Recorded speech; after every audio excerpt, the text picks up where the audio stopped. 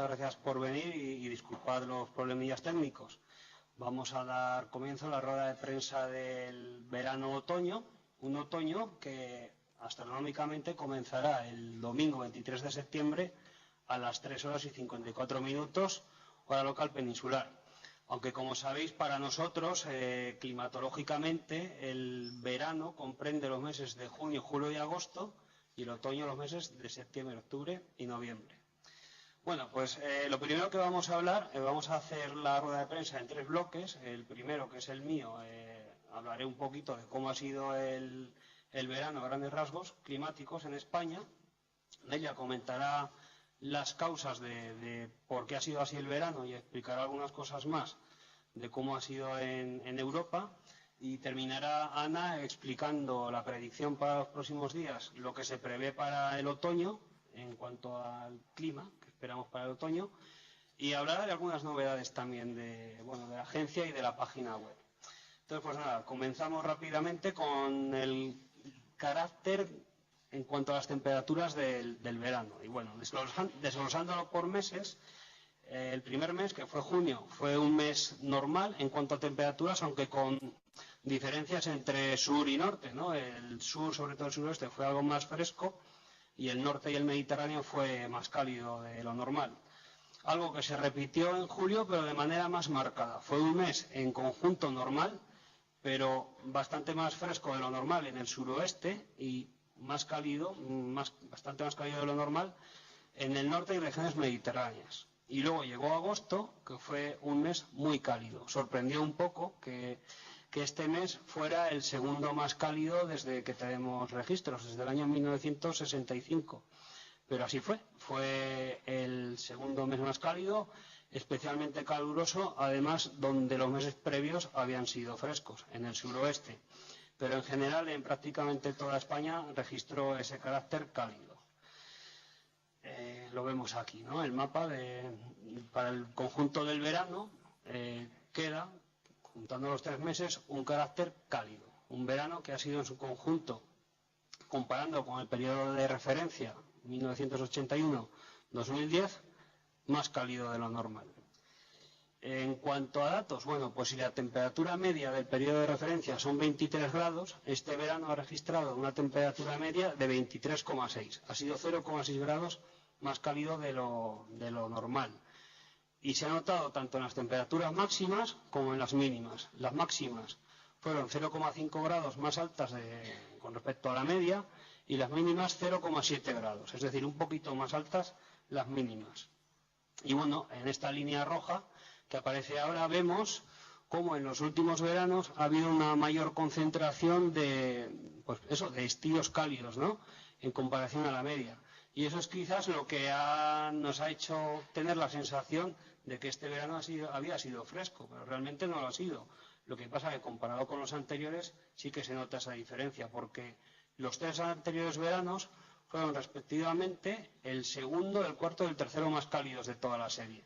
Entonces, claro, ahora pasamos al 13º de la serie y parece que ha sido muy fresco, ¿no? Pero comparado con la media no lo ha sido tanto. En cuanto al siglo XXI ha sido el 11º más cálido. Entonces ahí está la diferencia, ¿no?, que en el siglo XXI se concentran los veranos cálidos. Bueno, fue un verano que tuvo una sola ola de calor que duró 7 días y, como decía, pues si lo comparamos con veranos anteriores, en 2017 tuvimos 5 olas de calor con un total de 25 días. En 2016 fueron 15 días en 4 olas de calor. Y en 2015 solo hubo 2, pero en total fueron 29 días, porque hubo una ola que duró 26, ¿no? Entonces, bueno, pues fueron muy intensos los veranos anteriores.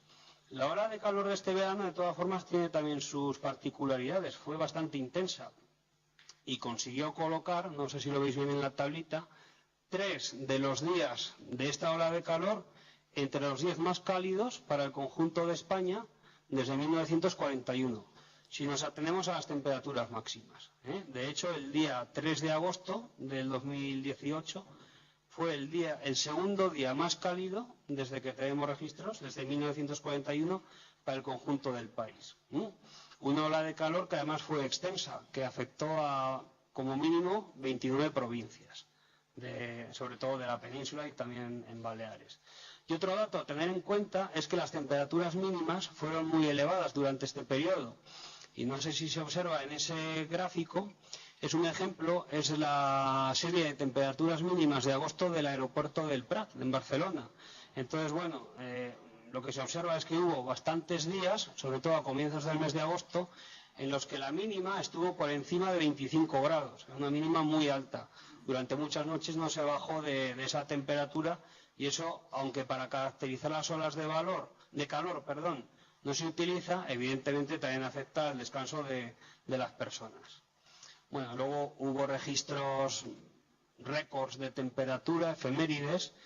Yo destacaría en cuanto a máximas la temperatura de 40,8 grados en Madrid en Cuatro Vientos, porque tenemos la idea de que Madrid es una ciudad muy calurosa, pero tampoco se llega demasiadas veces a los 40 grados. Bueno, pues en esta ola de calor se llegó en el aeródromo de Cuatro Vientos, 40,8 grados. El anterior récord era 40,6. Y luego ha habido un montón de récords en observatorios principales de temperatura mínima más alta. Y destaca, como comentaba, el de Barcelona con 27,3 grados el día 5 de agosto y el anterior récord era de 27,2 el día anterior. O sea que en 2 días consecutivos se batió el récord que era del año 2006, el anterior récord, ¿no? Hasta este año. Bueno, al hilo de esto y viendo como vemos que tenemos unos días bastante cálidos y luego Ana hablará de lo que nos espera para los próximos días, nos planteamos la pregunta de si son los veranos cada vez más largos, ¿no? Porque esa es la sensación que tenemos. Pues hay un estudio de nuestro compañero César Rodríguez Ballesteros, que trabaja en el área de climatología, en el que intentó arrojar luz para esto, ¿no? Entonces hizo un estudio estableciendo unos umbrales de temperatura en distintas ciudades de España de qué pasaba con los veranos. Entonces, bueno, en las gráficas no sé si se acaba de ver, pero básicamente la línea azul inferior indica cuándo comienza el verano y la superior cuándo termina. Entonces, cuanto más amplia es la distancia entre las dos líneas, más largo es el verano. El primer ejemplo, si no me equivoco, porque la verdad es que no lo veo mucho, creo que es una ciudad del norte, La Coruña, Madrid, Sevilla y Barcelona, pero no estoy seguro. El caso, para ilustrar, yo creo que la idea se ve claramente. En las 4 ciudades los veranos empiezan claramente antes y bueno, terminan un poquito después. Y esto como resultado da lugar a un alargamiento de los veranos de aproximadamente 9 días por década. Es decir, hoy un verano dura en nuestro país 9 días más que en el 2008, podríamos decir, ¿no? Así a grandes rasgos. Y bueno, que me estoy enrollando mucho, las precipitaciones, vamos a hablar de las lluvias en verano. Bueno, pues junio fue un mes muy húmedo, con muchas tormentas, repartidas por distintas zonas del país, pero especialmente ya vemos que en el noroeste y en zonas también de las comunidades del Levante. El mes de julio fue húmedo, y aunque parezca raro, porque de la mitad del centro para abajo aparece que la lluvia que cayó fue menos del 25%, pero es que como realmente en julio llueve tan poco, ese 25% no es muy significativo. Lo que importa es que las tormentas que hubo en la mitad norte ayudaron a que el mes fuera húmedo. Y agosto fue un mes en cuanto a precipitaciones normal, pero con muchas tormentas concentradas en la mitad oriental, en el este de la península. Todo esto dio como resultado un verano muy húmedo. Llovió un 22% más de lo normal, pero hay que tener en cuenta que la estación estival siempre es muy parca en precipitaciones en España. Solo representa alrededor del 10 a 12% de lo que llueve en el conjunto del año. Por tanto, tampoco es muy significativo. Y aquí tenemos la precipitación media en la línea roja de los veranos y lo que llovió en 2018. Lo que sí fue realmente llamativo, nos llamó mucho la atención y fue significativo, fue el carácter tormentoso, la cantidad de tormentas que hubo. Entonces, bueno, en este mapa se ha intentado plasmar el número de días de tormenta que hemos tenido en este verano, en Península y Baleares, porque en Canarias no ha habido muchas, no suele haber. Entonces, vemos que, bueno, en zonas del Pirineo, del sistema ibérico, los días de tormenta este verano superan ampliamente las 20 jornadas y esto supone una anomalía, es decir, ha habido más días de tormenta de lo normal.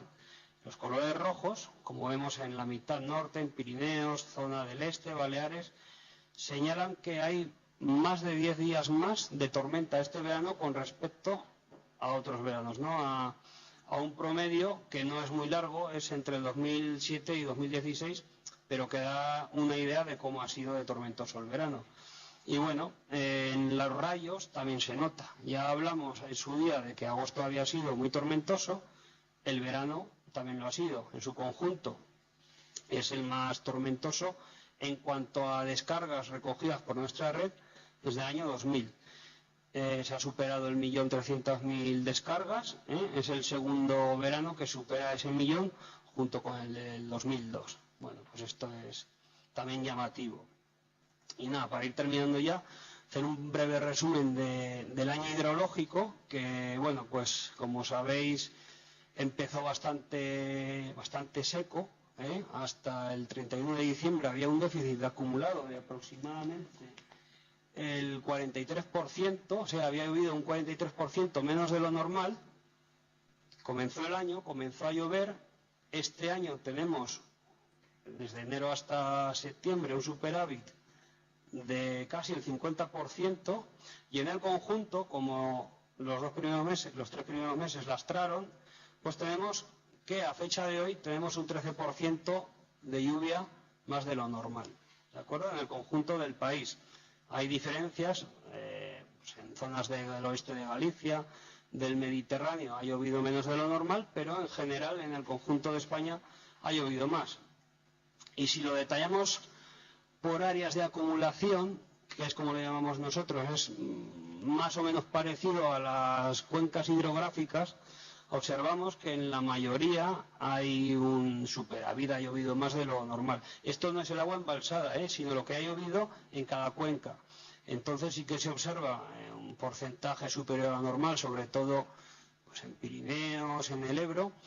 Y las regiones que tenían un mayor déficit, este mes de septiembre, que ha habido bastantes tormentas por ahí, pues lo han ido reduciendo un poquito. Y vemos que en el sur, en el Segura y en el Júcar, hay entre el 3 y el 5%, pero a comienzos de mes estaban en torno al 10-13%. O sea que se ha recuperado bastante en 2 semanas de tormentas prácticamente. Y bueno, pues eso es un poquito lo que os quería contar yo. También decir que en cuanto al año, no lo he comentado, en cuanto a temperaturas, está siendo normal. No hay muchas anomalías de temperatura, 0,1 grados por encima de lo normal. Y las precipitaciones, lo he dicho, se han recuperado mucho. La primavera fue la más lluviosa desde que hay registros, y todos los meses del año, menos uno, han tenido una precipitación superior a la media. Y con esto pues termina mi resumen de cómo ha sido el verano, y Delia va a comentar ahora cuáles han sido las causas de que el verano haya sido de esta manera. ¿No es aquí? Sí, pues sí.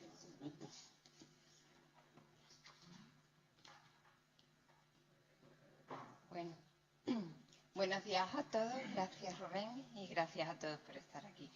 Bien, aquí tenéis un pequeño resumen, ahora lo vamos a ir comentando por partes, pero podemos decir que el verano se ha dividido claramente en 2 etapas muy distintas. Una primera, donde el anticiclón de bloqueo estaba situado en el norte de Europa, mientras que en la península, al menos en parte de ella, lo que tuvimos fueron temperaturas por debajo de lo normal.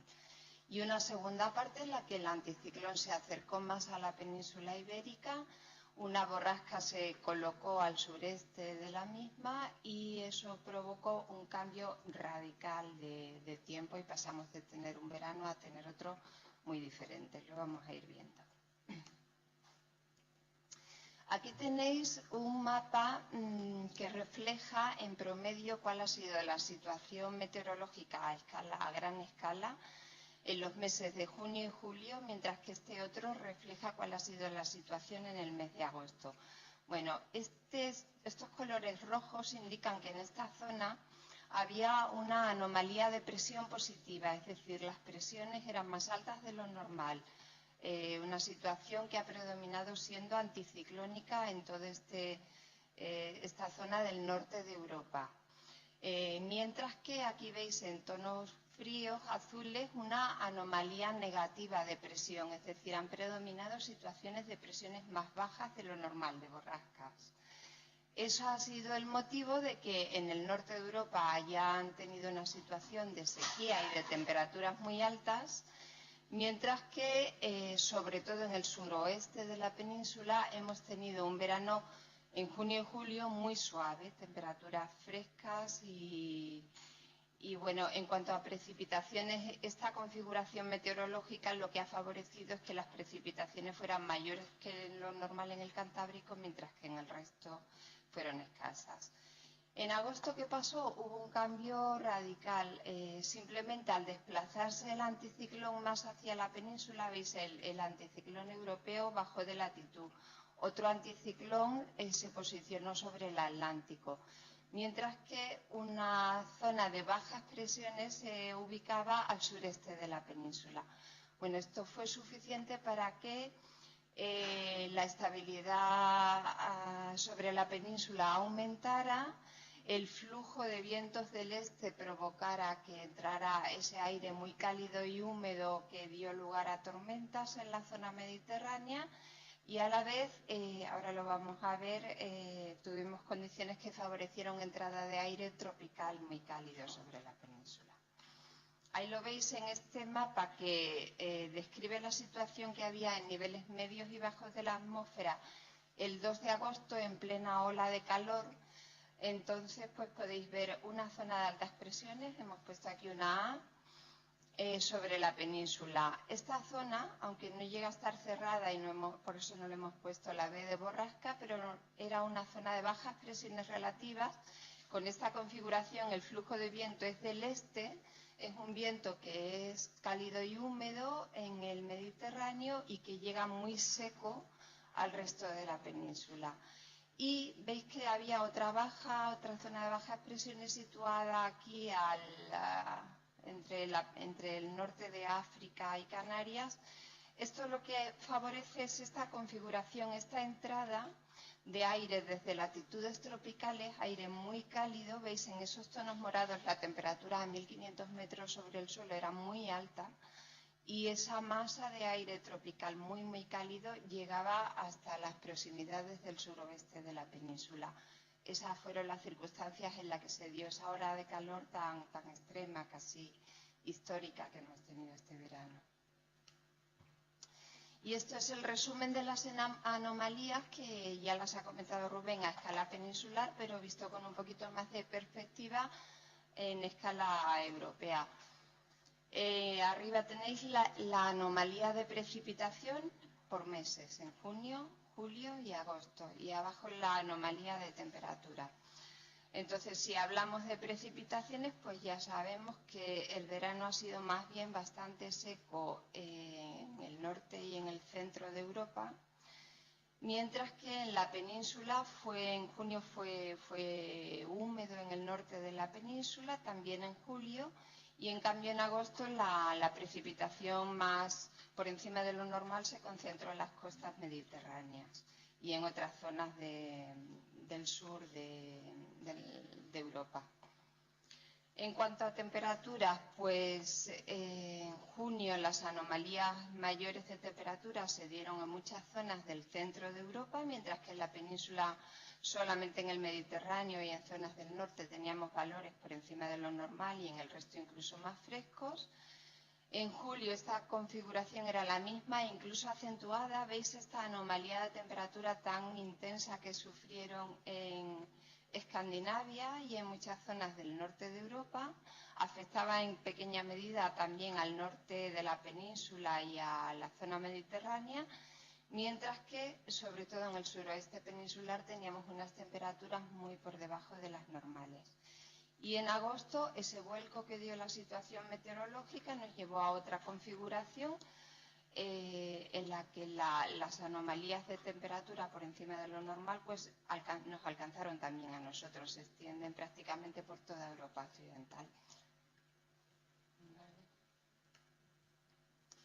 Bueno, algunos datos curiosos que ha ido facilitando durante este verano la Organización Meteorológica Mundial. Para no hablar solo de lo que ha pasado en España, pues sabéis que se han llegado a alcanzar 30 grados en el Círculo Ártico, que han registrado récords históricos de temperaturas máximas y de mínimas altas también en Noruega y en Finlandia, que Finlandia el mes de julio ha sido el más caluroso desde que tienen registros, que los lagos escandinavos y el mar Báltico tenían incluso problemas con algas y cosas así a causa de la enorme anomalía en las temperaturas del agua, que en Suecia tuvieron unos incendios forestales como no los habían conocido nunca, el incendio de Grecia, que por desgracia fue tan dramático, asociado a un episodio de temperaturas altas y vientos fuertes.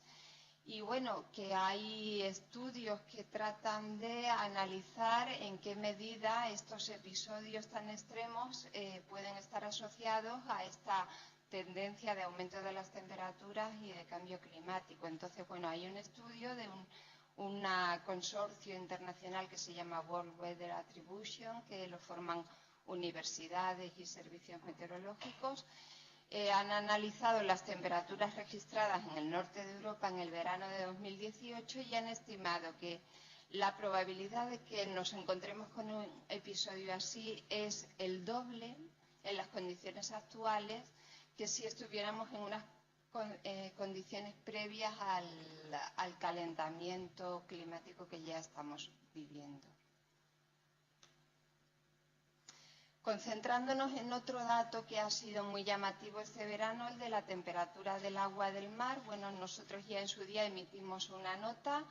El pasado verano se han alcanzado temperaturas cerca de 30 grados en el Mediterráneo y bueno, son temperaturas anómalas, bastante por encima de lo normal.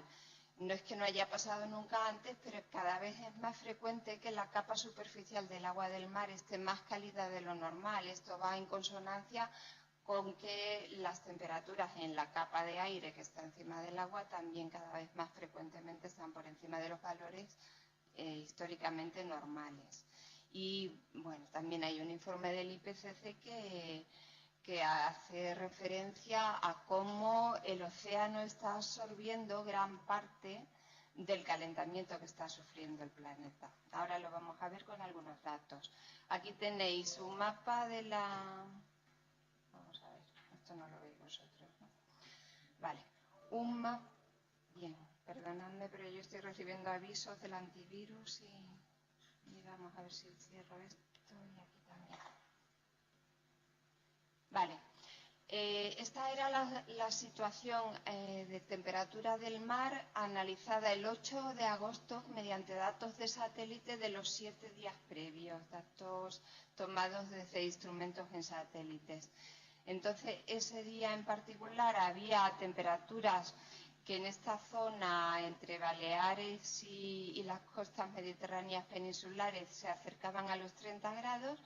Y aún más curioso todavía, en esta zona del Cantábrico Oriental estaban cerca a los 25 grados. Esto, hablando en anomalías, pues suponían unas anomalías que los tonos marrones oscuros son del orden de unos 3 grados por encima de los normales en esa semana en las zonas mediterráneas e incluso unos 4 grados, los tonos rojos son 4 grados por encima de lo normal en las zonas del Cantábrico Oriental.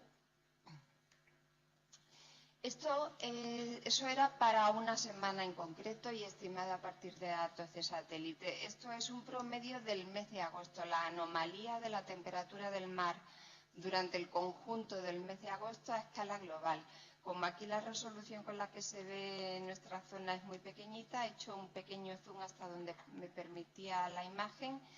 Pero veis que en conjunto en agosto se mantienen esas características, esos patrones, temperaturas anómalamente altas en el mar durante todo el mes en las zonas mediterráneas y también en el Cantábrico, sobre todo en el Cantábrico Oriental.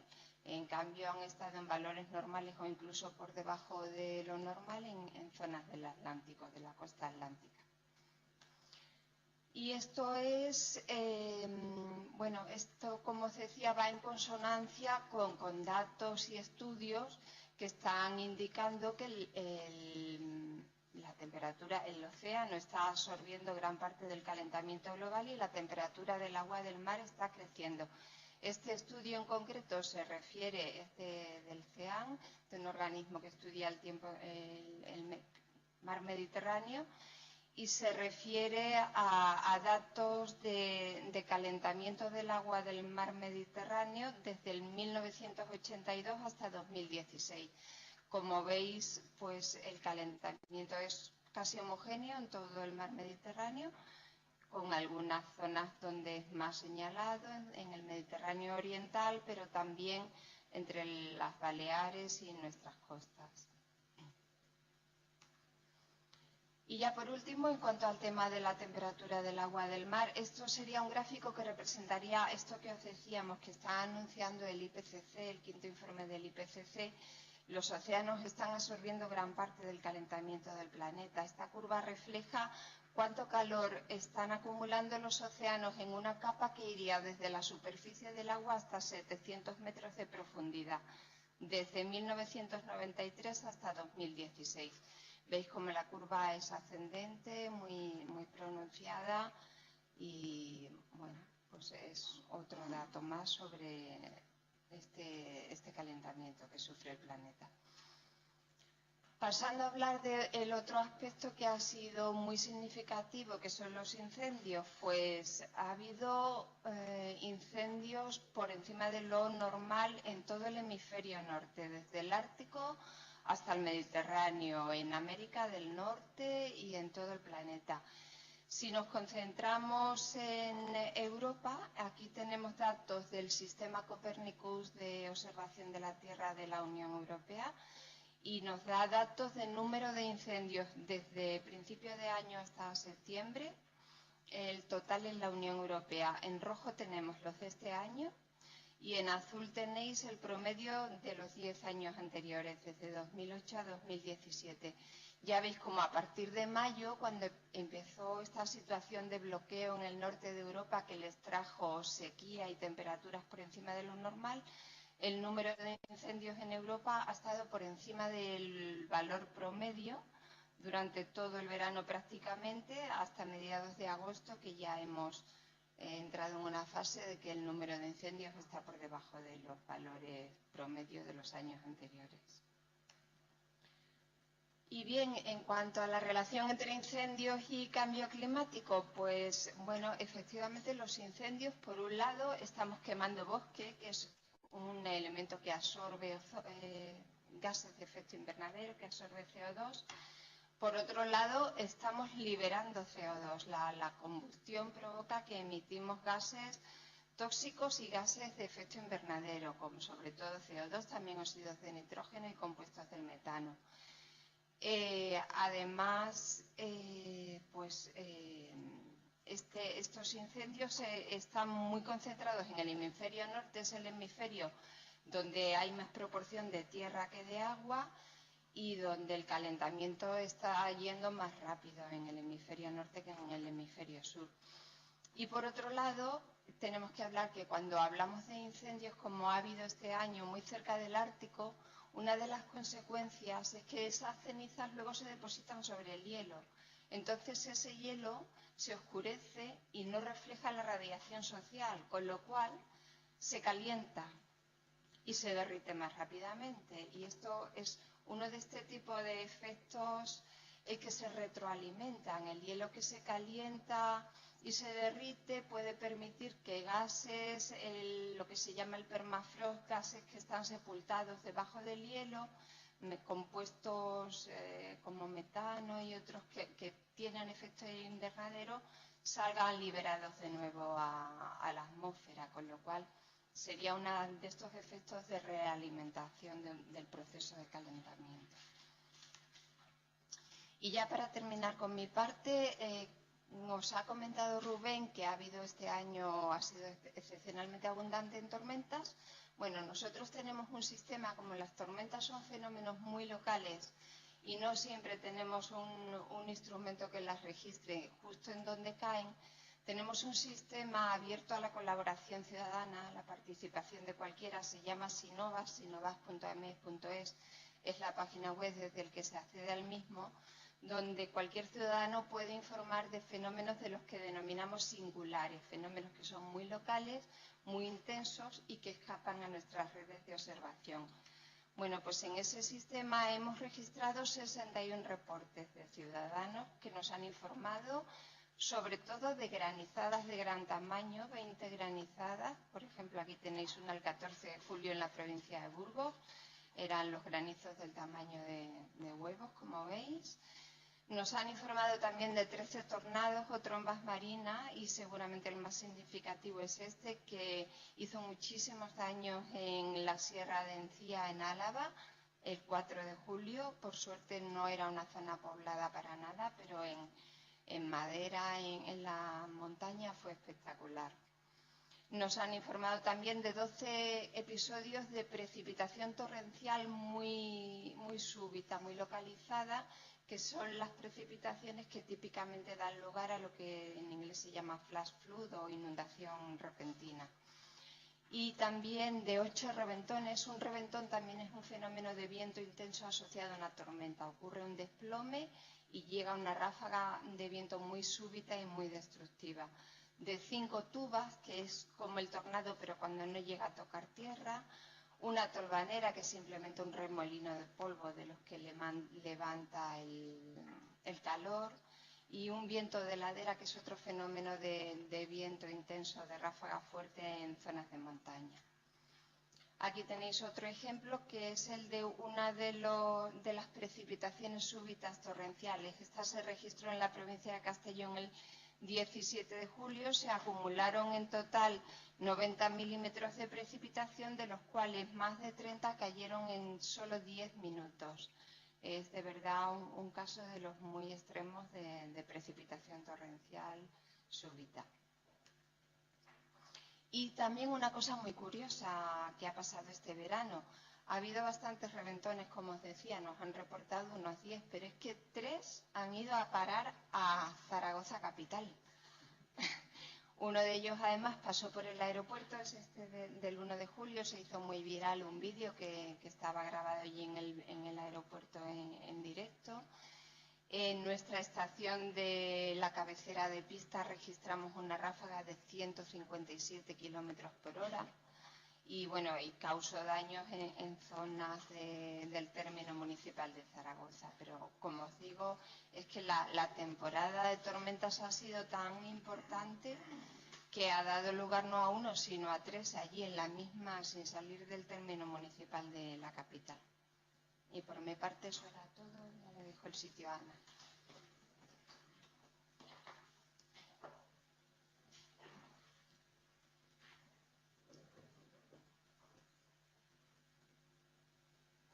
¿Dónde está el puntero? Aquí.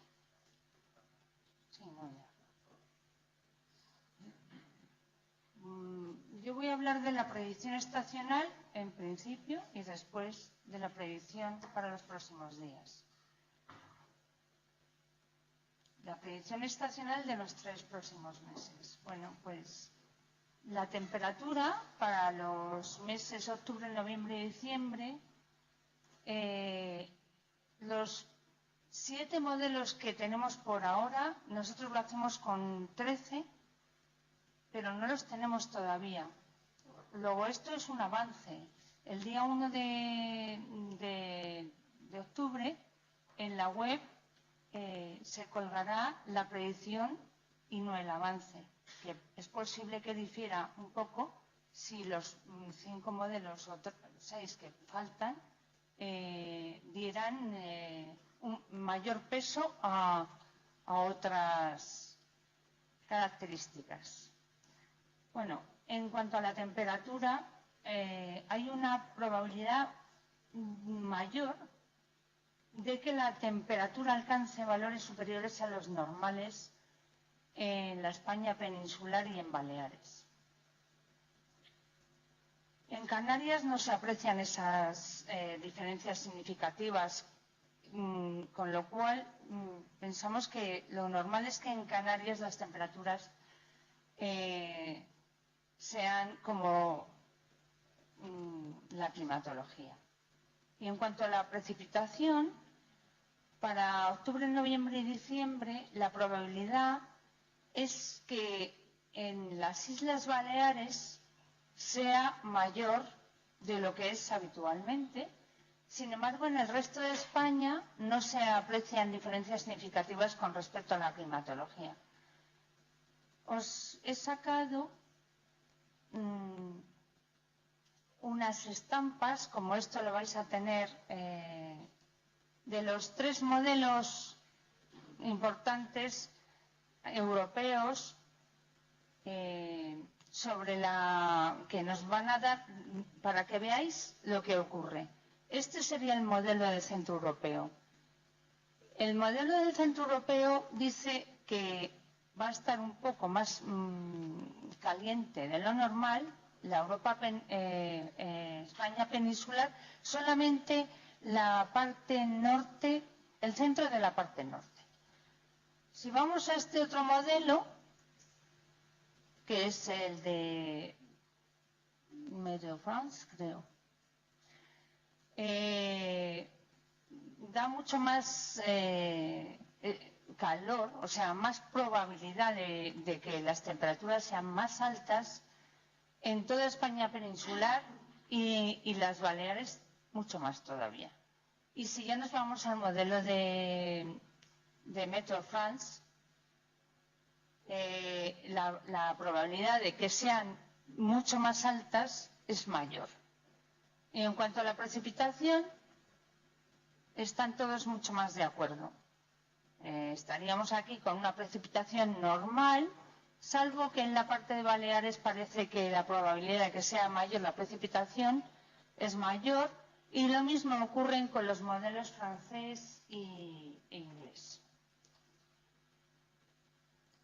Ya os digo que el día 1 de octubre volváis a la página web, que es cuando colgamos la predicción con todos los 13 modelos que utilizamos para hacer este trabajo. Y ahora vamos a hablar de la predicción para estos próximos días. Bueno, tenemos una tendencia a que ya la atmósfera se estabilice a partir de mañana, y al menos esta estabilidad va a durar hasta el día 24, lunes. A partir del día 25 comienza otra vez una incertidumbre. Cuando digo incertidumbre es que nosotros utilizamos muchos modelos y no todos dan lo mismo. Bueno, vamos a empezar por el día de hoy. Es el último día de chubascos y tormentas dispersas. Es el primer día desde hace muchísimo tiempo en que vamos a presentar un mapa de avisos de color verde, es decir, no hay avisos. Es una gran novedad, porque hace mucho que no vemos esto. Todavía hoy puede haber tormentas dispersas y ocasionales en el interior peninsular, y además va a haber un aumento de temperaturas en la mitad norte de la península y en Baleares. A partir de mañana es una situación muy predecible. Es decir, que estamos bastante seguros de que lo que os voy a contar es lo que va a ocurrir. Hay una dorsal y un anticiclón. Entonces vamos a tener tiempo estable en todo el país, salvo que el viernes y el lunes puede haber abundante nubosidad en el Cantábrico y algunas lloviendas. Las temperaturas van a estar claramente por encima de los valores medios para estos días del año. Y en Canarias, estas temperaturas de valor mayor a lo que es habitual para esta época comenzarán a partir del domingo.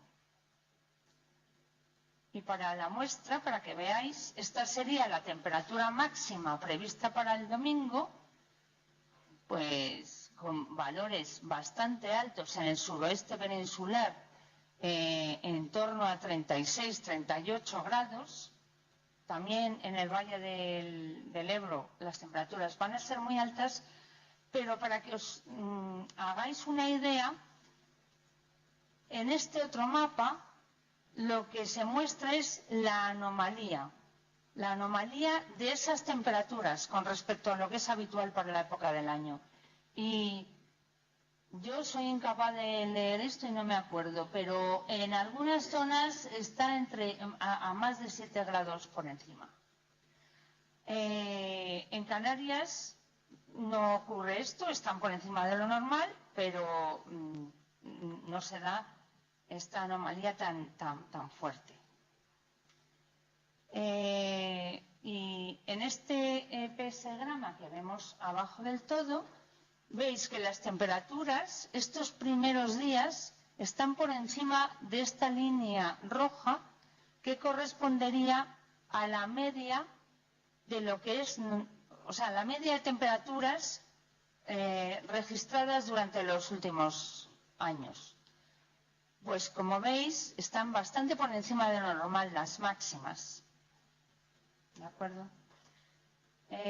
Vamos al martes, de martes a domingo. Bueno, pues esta situación presenta mucha más incertidumbre porque, como veis en los mapas, hay varios grupos y cada uno de los grupos te da una predicción diferente. Si vamos a los mapas de probabilidad, que son los que están abajo, pues bueno, lo que vemos es que hay una progresiva inestabilización de la atmósfera a partir del martes. Con lo cual, como veis aquí abajo, hay más probabilidad y en el área de mediterránea de que se produzcan chubascos. En el resto del país, sin embargo, va a seguir permaneciendo el tiempo estable. Las temperaturas lentamente van a ir descendiendo y acercándose a los valores normales, salvo en Canarias, que habrá un episodio de altas temperaturas entre el lunes y el miércoles, sobre todo en las islas occidentales.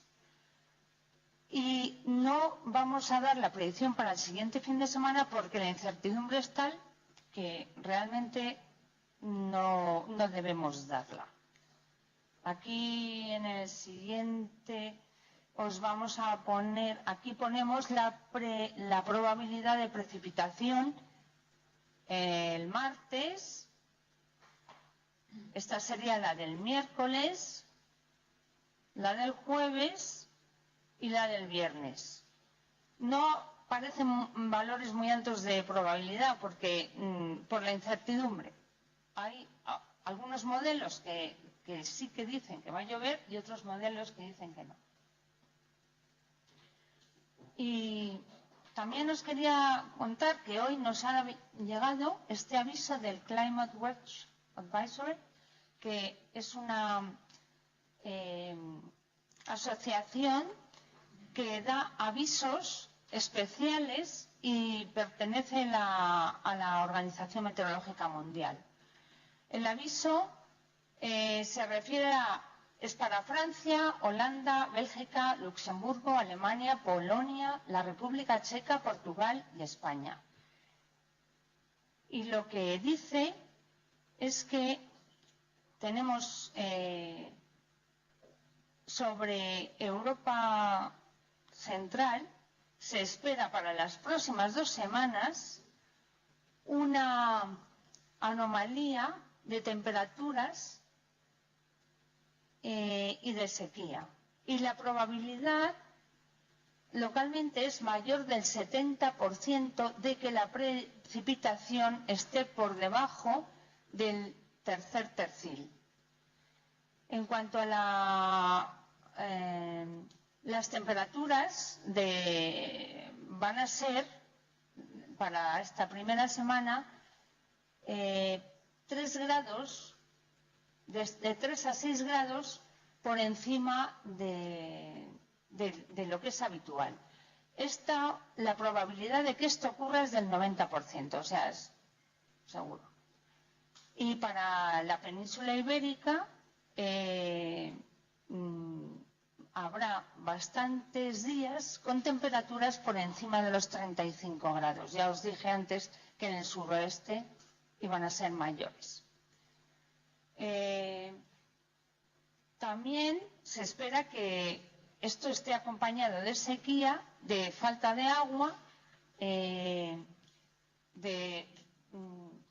ríos con poca agua, tormentas locales, riesgo de incendios y pérdida de cosechas, ya que la humedad del suelo está reducida.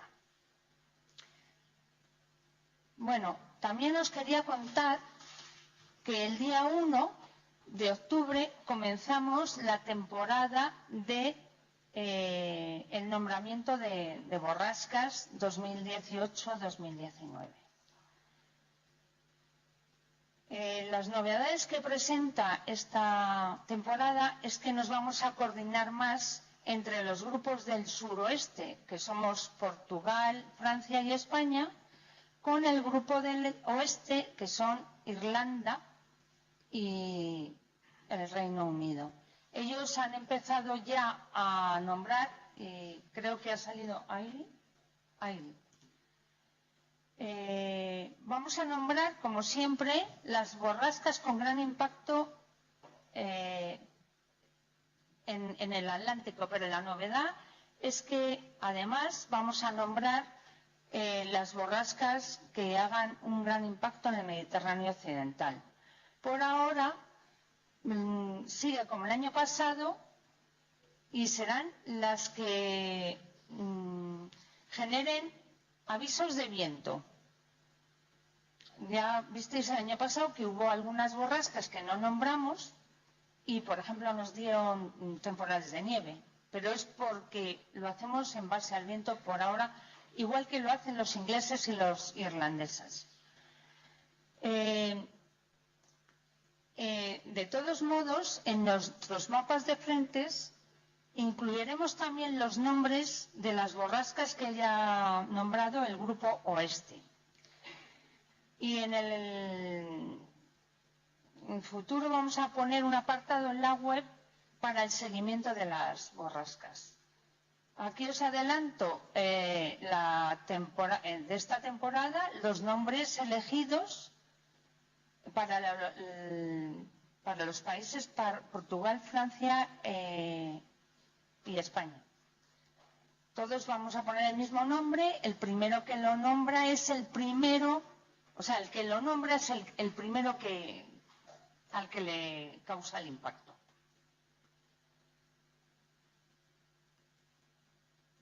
Y como os acabo de adelantar, el criterio de nombramiento es que haya previsión de avisos de viento de nivel naranja o rojo.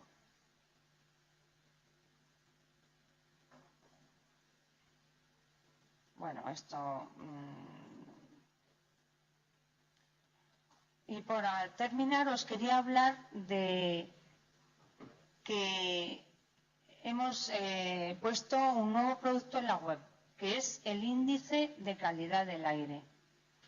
El índice de calidad del aire se elabora diariamente a partir de las predicciones que se obtienen por el modelo MOCAS.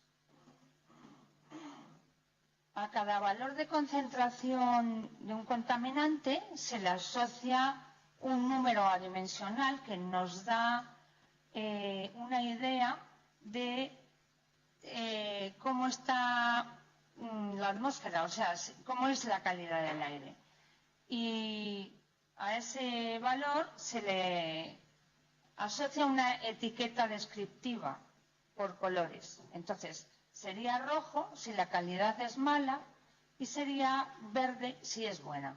Y en el intermedio hay colores naranjas. Se ha utilizado una metodología que se ha basado en el Índice Europeo de Calidad del Aire. Este índice lo desarrolló la Agencia Europea de Medio Ambiente y, claro, se ha basado en las directivas europeas vigentes sobre calidad del aire. Y una cosa importante es que, aunque se ha adaptado para proporcionar los valores diarios en lugar de los valores horarios, lo que se va a poner es el peor que corresponda al día. Es decir, si en un día tenemos varios valores, se va a poner el peor índice para el punto en cuestión que se vaya a presentar ese día. Y ya hemos terminado. En cuanto queráis, pues si queréis hacer alguna pregunta, toda esta información, incluida la presentación, lo enviamos por correo electrónico.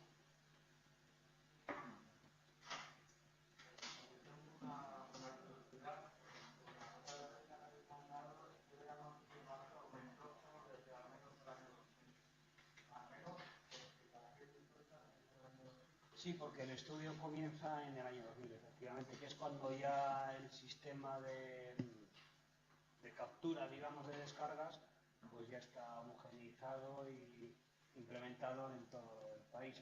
Y además se cuenta también con los sistemas de descargas de países vecinos para el estudio. O sea, empieza en el 2000, por eso es hasta a partir de 2000, que es cuando empezó el estudio.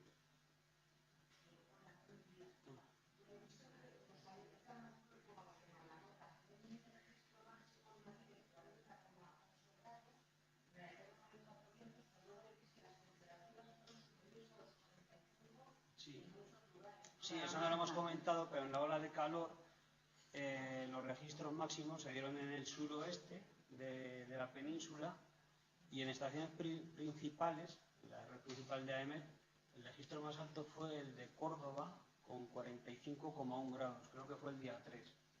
Y luego hubo en otras estaciones de la red secundaria, que son aquellas que no están atendidas por personal nuestro, pero que son también pues de alta calidad y datos fiables, pero son estaciones en general automáticas, hubo datos que superaron, valores que superaron los 46 grados, por ejemplo, en la estación del Granado, está en la provincia de Huelva, muy cerca de la frontera de Portugal, ya en el Guadiana. Y algún otro dato que se me escapa, pero sí, claro, he comentado el de Madrid porque era relevante, porque era Madrid, pero en muchas zonas de los valles del Guadiana y de Guadalquivir se superan ampliamente los 42, 44 y 45 grados durante la ola de calor. Sí, en las estaciones principales Córdoba con 45,1. Pues creo que fue el 13, no tengo por aquí, creo que fue el día 3. De todas formas en la documentación lo tendréis.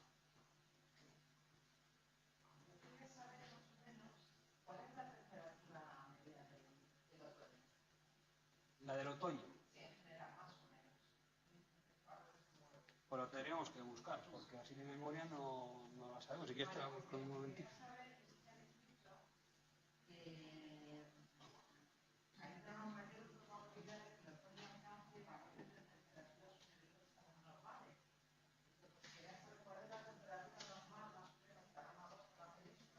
¿Algún otoño?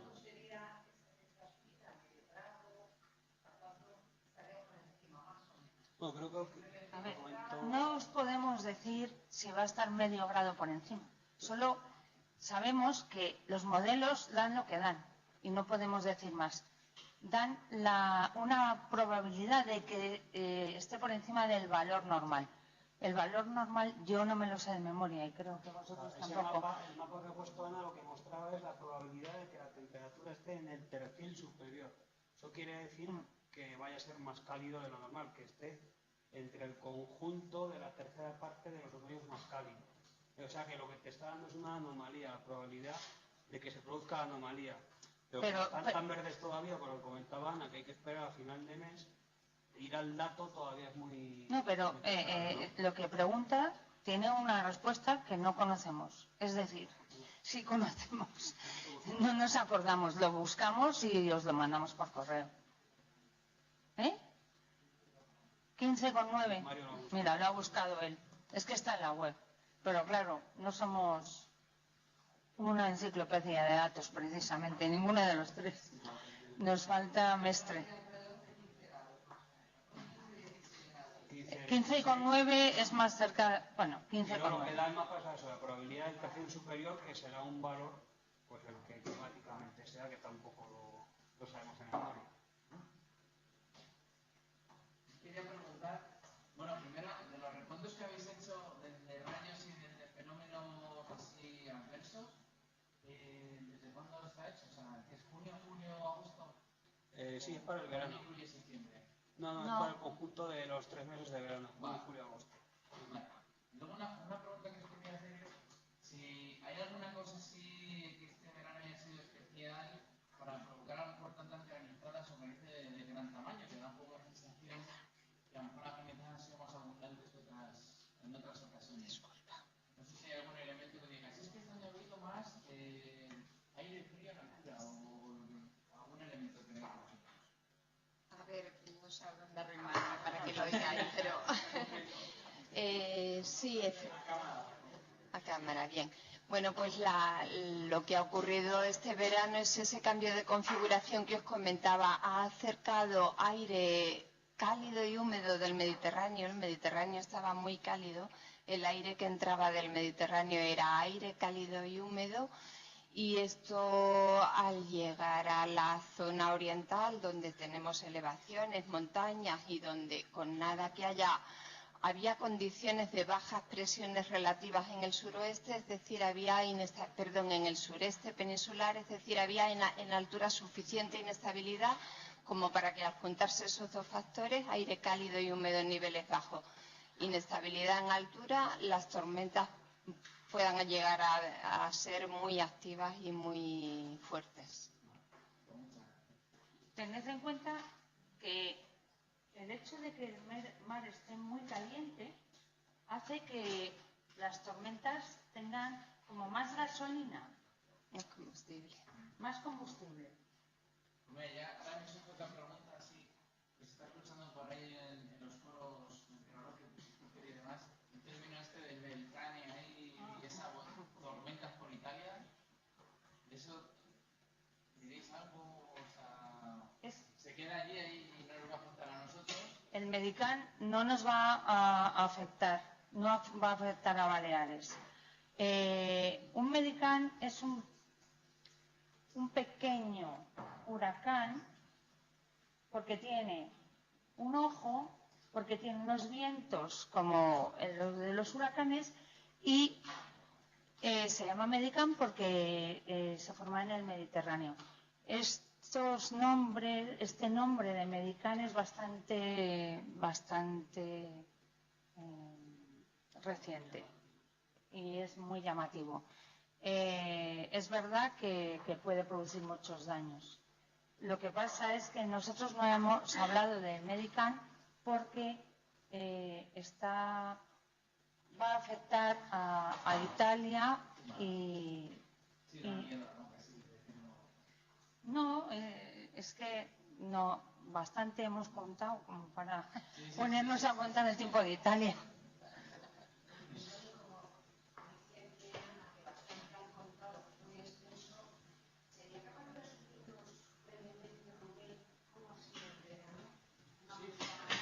Pues yo diría que ha sido cálido, muy húmedo, para lo que suele ser habitual en un verano, y tormentoso. Yo creo que con esos tres conceptos lo podríamos resumir. Cálido, pero con desigualdad entre regiones, eso sí que es verdad. Pues yo creo que sí que es lo que más nos ha llamado también a nosotros la atención, ¿no? Y además no lo hemos dicho, porque como dije Ana, hemos contado tantas cosas, pero es que un día, el 9 de agosto, hubo más de 200.000 descargas registradas en un solo día, 230.000 aproximadamente, eso ahora no lo recuerdo tampoco, que es casi la quinta parte de todo el verano, ¿no? En un día. Y fue un día especialmente activo. De hecho, los compañeros que se encargaron de hacer ese estudio es que le dieron muchas vueltas porque no se acababan de creer que hubiera tanta cantidad de descargas, ¿no? Que duplicaba el registro anterior, que fue en el 2009, en septiembre. Entonces sí, eso pues bueno, nos ha llamado bastante la atención, pero como comentaba ella, las condiciones han sido permanentemente o más o menos permanentemente propicias, sobre todo en agosto. Sí, yo quizás si puedo añadir algo, añadiría que es muy llamativo las dos partes tan claras que ha tenido el verano, tan distintas. Junio y julio ha sido un verano, agosto ha sido otro. Eso es muy llamativo también. Y solamente ha habido 2 años donde se han registrado más de 1 millón de descargas. El año que más descargas se han registrado ha sido este. No recuerdo bien el número, pero era por encima de 1.200.000.